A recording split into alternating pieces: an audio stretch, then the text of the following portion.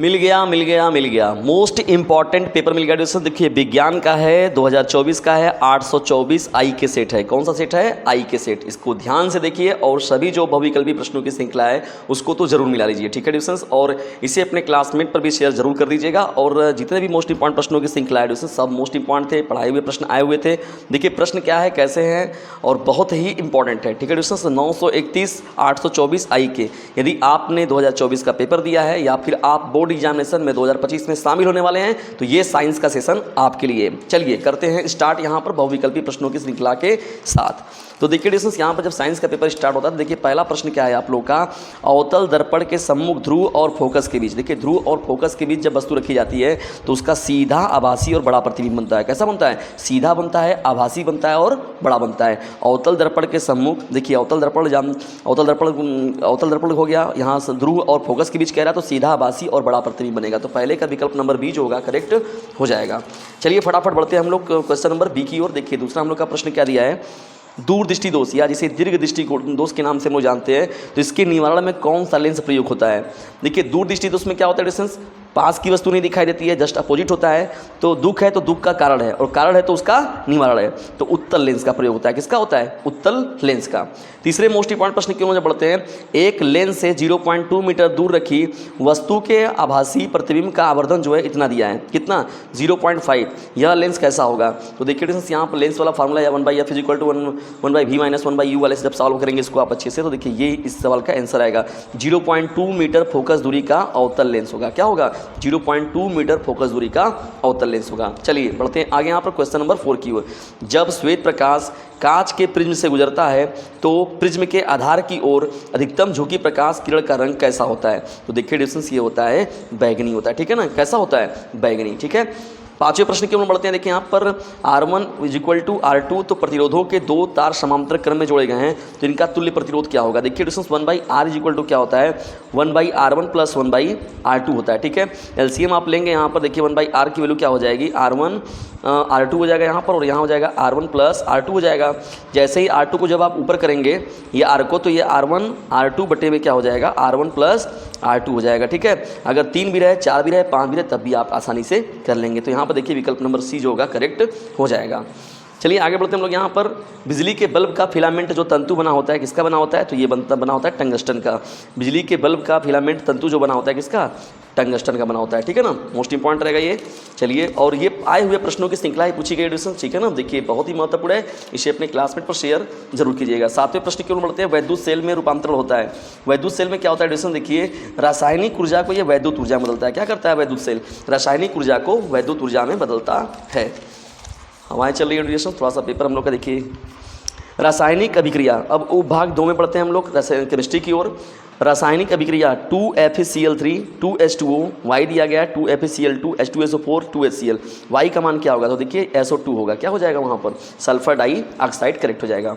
अम्लीय लवण कौन है? देखिए अम्लीय लवण की बात कर रहा है तो यहाँ पर देखिए सीधा सीधा हो जाएगा NaHSO4, यानी इसको जब घोलेंगे हम लोग तो NaH+ में टूट जाएगा ना। तो ऐसा अम्ल लवण, ऐसा लवण जो जली विलयन में घोलने पर क्या देता है? H+ आयन देता है, तो उसको हम लोग कहते हैं अम्लीय लवण। तो ये आपका प्रश्न का राइट आंसर हो जाएगा। मैट में मुख्यतः क्या होता है? देखिए जब प्रगलन की प्रक्रिया कराई जाती है तो यहाँ मैट में जो मुख्यतः होता है Cu2S और FeS होता है। क्या होता है? Cu2S होता है और साथ ही साथ FeS इसमें शामिल होता है। 11वें मोस्ट इंपॉर्टेंट प्रश्न की ओर बढ़ते हैं। देखिए रासायनिक समीकरण को पूरा कीजिए। तो यहाँ पर देखिए डिस्टेंस फास्फोरस पेंटाक्लोराइड दिया गया है CH3COCl POCl3 HCl। यहाँ देखिए एसिटिक अम्ल जो होगा CH3COOH, यानी यहाँ पर हो जाएगा CH3COOH। इस प्रश्न का राइट आंसर हो जाएगा ना एसिटिक अम्ल। उभयधर्मी ऑक्साइड कौन है? तो देखिए डिस्टेंस यहाँ पर एल्युमिनियम के जो ऑक्साइड होते हैं उनको हम लोग कहते हैं उभयधर्मी ऑक्साइड, ठीक है। तो 12वें का विकल्प नंबर सी जो होगा करेक्ट हो जाएगा। चलिए आगे बढ़ते हैं हम लोग यहाँ पर क्वेश्चन नंबर, अब बढ़ते हैं हम लोग 13 की ओर। देखिए 13वां प्रश्न क्या हो जाएगा? प्रोपेन का रासायनिक सूत्र क्या होगा? ये देखिए हो जाएगा आपका C। यहाँ देखिए ये ऐसे हो जाएगा, ऐसे या छर्जना सब लगा दीजिए। जानते हैं कार्बन का सबसे पक्का मित्र कौन होता है? हाइड्रोजन होता है। तो यहाँ 1 2 3 4 5 6 7 8 ये हो गया आपका C3H8 हो गया ना। एथ प्रोप, तो यहाँ 3 है कार्बन तो प्रोप सिंगल बॉन्ड है, N लग गया तो प्रोपेन। तो ये आपका राइट हो जाएगा 13वें का B। चलिए डिस्टेंस फटाफट आगे बढ़ते हैं, उसको फटाक से शेयर कर दीजिए अपने क्लासमेट पर। डीजे सर का कहना है पढ़ने के साथ ही साथ इसे अपने क्लासमेट पर भी शेयर करते रहना है। देखिए 14वां प्रश्न क्या है, हाइड्रा में प्रजनन होता है तो किसके द्वारा होता है, मुकुलन के द्वारा होता है। किसके द्वारा होता है, मुकुलन के द्वारा। मोस्ट इंपॉर्टेंट प्रश्न है। 15वां देखिए प्रश्न क्या है, पाइरुवेट के विखंडन की प्रक्रिया संपन्न होती है। पाइरुवेट के विखंडन की प्रक्रिया जो होती है वो माइट्रोकांड्रिया में संपन्न होती है। कहाँ पर संपन्न होती है, माइट्रोकांड्रिया में।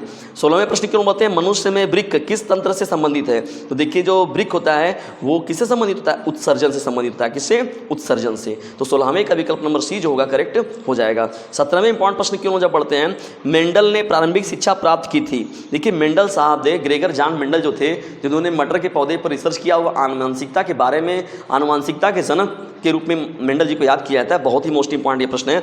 देखिए इनकी प्रारंभिक शिक्षा हुई थी वो गिरजाघर में हुई थी। कहाँ पर हुई थी, गिरजाघर में। ठीक है डिस्टेंस, बहुत ही आध्यात्मिक व्यक्ति थे ये। कौन, ग्रेगर जॉन मेंडल साहब। गिरजाघर में इनका देखिए प्रारंभिक शिक्षा हुआ था।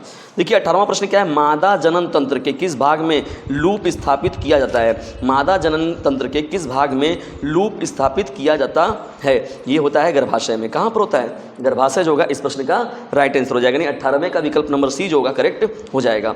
बढ़ते हैं 19वें प्रश्न की ओर। देखिए 19वां प्रश्न क्या है, निम्न में से कौन सा अंग पौधों में नर जननांग का प्रतिनिधित्व करता है। देखिए नर जननांग की बात हो रही है, ये बात होगा पुंकेसर का। ठीक है ना, तो यहाँ पर कहा गया यानी पौधों में नर जननांग का प्रतिनिधित्व करने वाला जो अंग होता है उसको हम लोग कहते हैं पुंकेसर। अगर ये स्त्री का पूछा होता तो उसको हम लोग कहते हैं स्त्री केसर। क्या कहते हैं, स्त्री केसर। लेकिन यहाँ पर पूछा था पुरुष का, तो यहाँ पर हो जाएगा पुंकेसर आपका राइट हो जाएगा। 20वें प्रश्न क्यों बढ़ते हैं, और ये बहुविकल्पी का लास्ट प्रश्न है, निम्न में से कौन सा या कौन से पर्यावरण मित्र व्यवहार का कहलाएंगे। ठीक है, पर्यावरण मित्र व्यवहार किसे कहेंगे हम लोग। विकल्प नंबर ए है, बाजार जाते समय खरीदे गए सामान को रखने के लिए कपड़े का थैला ले जाना।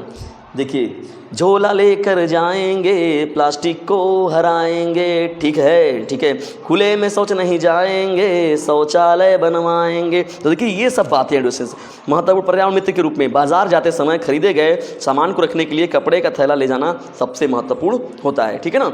अब देखिए अनावश्यक ऊर्जा खर्च बचाने के लिए लाइटों तथा पंखों का स्विच बंद करना, ये भी महत्वपूर्ण बात हो जाएगी। भाई जाहिर सी बात है, जब जरूरत नहीं तो उसको क्या करना है। वाहन के बजाय विद्यालय तक पैदल जाना, वाहन से ना जाके, भाई ये भी अच्छी चीज़ है। तो उपयुक्त सभी जो ऑप्शन होगा आपका क्या हो जाएगा, करेक्ट हो जाएगा ना। यहाँ पर ये जो होगा आपका सही हो जाएगा, उपयुक्त सभी ऑप्शन। ठीक, तो 20वें का विकल्प नंबर डी करेक्ट हो जाएगा। देखिए ये सवाल है, फोकस दूरी दिया हुआ है, उसके बाद देखिए ताकि 5 गुना बड़ा प्रतिबिंब प्राप्त हो सके तो प्रतिबिंब की स्थिति बताना है। तो 1/f equal to 1/f equal to 1/v plus 1/u। देखिए 1/f equal to 1/v plus 1/u पर इसको आप लोग सॉल्व कर सकते हैं एकदम इजीली तरीके से। ठीक है, दूसरा वाला प्रश्न भी देखिए उसी पर बेस है आपका। यहाँ पर लेंस का यहाँ पर दूरी पर स्थित लंबवत लिखा हुआ है। ठीक है, ये देखिए श्रेणी क्रम में जोड़े गए हैं। श्रेणी क्रम में देखिए 2 ओम 3 ओम 5 ओम प्रतिरोधों को श्रेणी क्रम में, तो श्रेणी क्रम का जानते हैं, सीधा सीधा हो जाएगा। सीधा सीधा करेंगे तो यहाँ पर देखिए श्रेणी क्रम का मतलब 2 + 3 + 5 कितना हो गया, 8 ओम। 5 3 8 8 2 10, ये हो जाएगा 10 ओम। 10 ओम होगा इस सवाल का उत्तर श्रेणी क्रम में जोड़ने पर। आर का मान आ गया। यदि संयोजन के दोनों सिरों पर 30 वोल्ट का विभवांतर है, भी का मान दिया है, यानी देखो V = IR होता है। क्या होता है, V = IR। तो ये फार्मूला होता है V = IR। तो यहाँ पर क्या है, प्रत्येक प्रतिरोधों के सिरों के बीच विभवांतर ज्ञात कीजिए। तो यहाँ पर देखिए विभवांतर निकालना है। ठीक है दोस्तों, इसको भी आप लोग सॉल्व कर लेंगे। घरेलू वैद्युत वितरण में देखिए कार्यप्रणाली जो दिखा गया है, जीवित विद्युन्मर तार के रूप में, भू संपर्क तार के रूप में, उदासीन तार के रूप में, जो है इसका व्याख्यान देना है। फ्लेमिंग के बाएं हाथ का नियम देखिए बताना है। दाहिने हाथ के अंगुष्ठा का नियम बताना है। या किन भौतिक राशियों की दिशा को याद करने के लिए प्रयुक्त होता है। देखिए दोस्तों यहाँ पर लिखा गया लेड नाइट्रेट को गर्म करना। लेड नाइट्रेट का मतलब हो गया PbNO3 ना। PbNO3 को जब आप गर्म करते हैं तो क्या बनता है। ठीक है दोस्तों, ये है यहाँ पर गर्म करने पर एथेनोइक अम्ल की सोडियम कार्बोनेट से क्रिया। एथेनोइक अम्ल, ठीक है ना। एथेनोइक का मतलब हो गया CH3COOH की क्रिया। एथेनोइक मेथ एथ हो गया, एथेनोइक हो गया, और प्लस सोडियम कार्बोनेट हो गया, तो यानी A2CO3। तो इनकी क्रिया होती है तो क्या बनता है ये हम लोग को बताना था। ठीक है ना। जिंक की सिल्वर नाइट्रेट से क्रिया, देखिए जिंक का जो है सिल्वर नाइट्रेट से, तो देखिए यहाँ पर क्या हो जाएगा, जिंक है, जिंक का आपका हो गया Zn प्लस जो सिल्वर नाइट्रेट होगा तो क्या आ जाएगा AgNO3। तो यहाँ पर जब अभिक्रिया होती है तो क्या होता है। ठीक है दोस्तों, ये सीधा सीधा है आप लोगों का प्रतिस्थापन वाला जो समीकरण होता है कि जिंक जो है तगड़ा पड़ जाएगा Ag से, तो जिन जो नाइट्रेट है NO3 जिंक के साथ चला जाएगा तो ZnNO3 हो जाएगा और Ag अपना किनारे हो जाएगा। सोडियम सल्फेट, सोडियम सल्फेट का मतलब हो गया Na2CO यानी 2SO4 हो गया, और बेरियम क्लोराइड, बेरियम BaCl2, तो ये देखिए क्या होगा। तो देखिए यहाँ पर क्या हो जाएगा, BaSO4 हो जाएगा, बेरियम सल्फेट हो जाएगा, SO4 + 2NaCl हो जाएगा। ठीक है ना। 2 यानी 2CSO4 प्लस BaCl2 है, तो यहाँ पर क्या होगा, बेरियम सल्फेट बनेगा और साथ ही साथ क्या हो जाएगा, सोडियम क्लोराइड का 2 भाग, ठीक है ना, ये बनेगा। ठीक है दोस्तों, तो इस तरीके से सिंपल आप लोग का देखिए चारों संतुलित समीकरण करना था यहाँ पर, ये भी सीधा था आप लोगों का प्रश्न, बहुत ईजी था। 26वां देखिए प्रश्न, संक्षिप्त टिप्पणी लिखना है, सजातीय श्रेणी समजातीय श्रेणी कौन है और कार्बन की सर्वोत्मुखी प्रकृति क्या होती है, ठीक है ना, ये था आप लोगों का एल्केन एल्काइन वाले पर थोड़ा सा व्याख्यान। अब चलिए देखिए IUPAC नाम देखिए पूछा गया था आप लोगों का, सीधा सीधा है, देखिए 2 कार्बन है यहाँ पर, 2 कार्बन है, तो 2 कार्बन को क्या बोलते हैं, एथ बोलते हैं, ठीक है, एथ।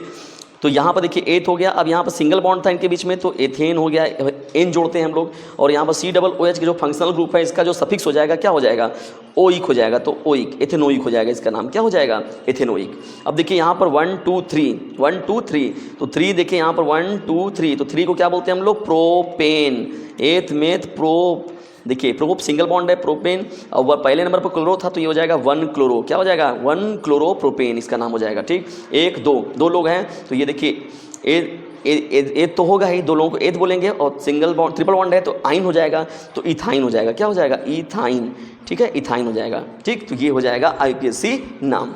साबुन क्या है, साबुन बनाने की रासायनिक प्रक्रिया लिखिए, साबुन की 2 विशेषताएं लिखिए, बार बार पूछा जाने वाला, सोडियम स्टीरेट, सोडियम पामेटेट, देखिए जो है साबुन के बारे में बताना है, बहुत सीधा चैप्टर है।